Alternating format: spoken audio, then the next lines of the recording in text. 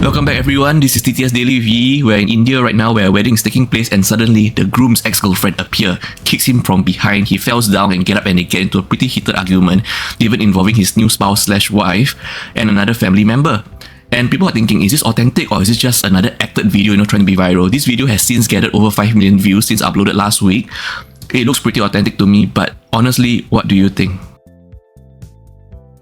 We're in Malaysia right now where a woman has been late on her monthly scooter loan repayments. So late that she owes them 20 months, okay? So when the bank agents try to repossess her motor scooter, a Honda RSX motor scooter, at the roadside hawker store where she worked at, she refused repossession, and her idea of settling things goes like this. She started to douse the scooter with fuel, likely from a 4-litre jug. She then used a lead paper cone to set the scooter on fire. I mean, look at this. Isn't this basically arson?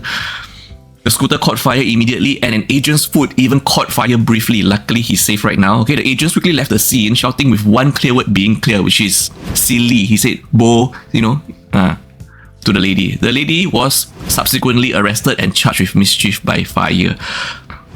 Not sure what she's thinking. Her train of thought seems to be like, if I can't have it, nobody can have it. Isn't this this is just really silly of her,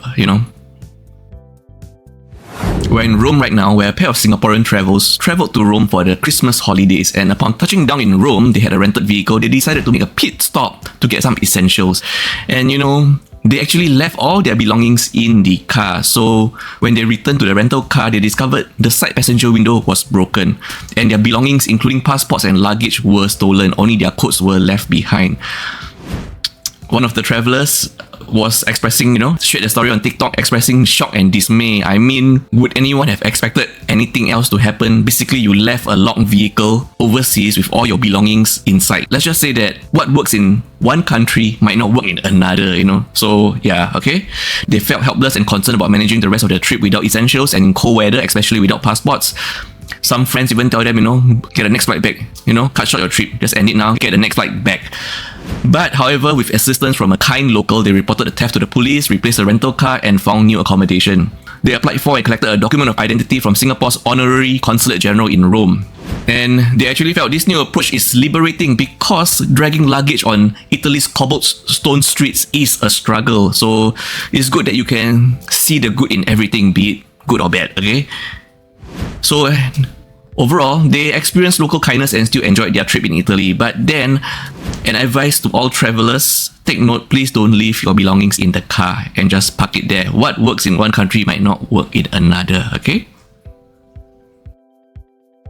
We're back in Singapore right now, where at Waterloo Street, Kwan the Kwan Yin Temple, on December 29, tiles from the temple's archway actually fell and injured a man in his 50s, scratching him on the arm. And the tiles narrowly missed a woman with a baby. Wow, okay, the man was hit while picking up incest sticks, and eyewitness reports saying there was chaos following the tiles falling because, what else is going to happen? Suddenly just fall after being there for so many years.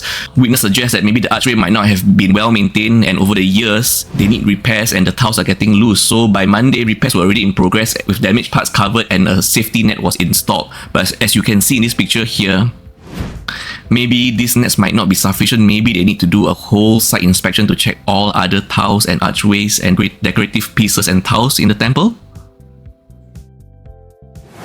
Our last story of the day in Singapore, a judge just sentenced a man to 4 weeks in jail and a $4,000 fine because on October 1st, this man was queuing up at an Acai cafe at Holland Village without realizing that that wasn't the queue. That was actually the area where customers pick up their orders. So he was corrected by the cashier and the cashier told him, please re-queue at the proper queue, and he was upset and he started reacting aggressively. He hurled racial slurs against Chinese people, used vulgar language and expressed frustration with the country. He then threw a tip box at the cashier, hitting her, and later threw 2 serving trays which missed her. Okay, so he is charged with using insulting words and a rash act endangering safety. 2 additional similar charges were considered during sentencing.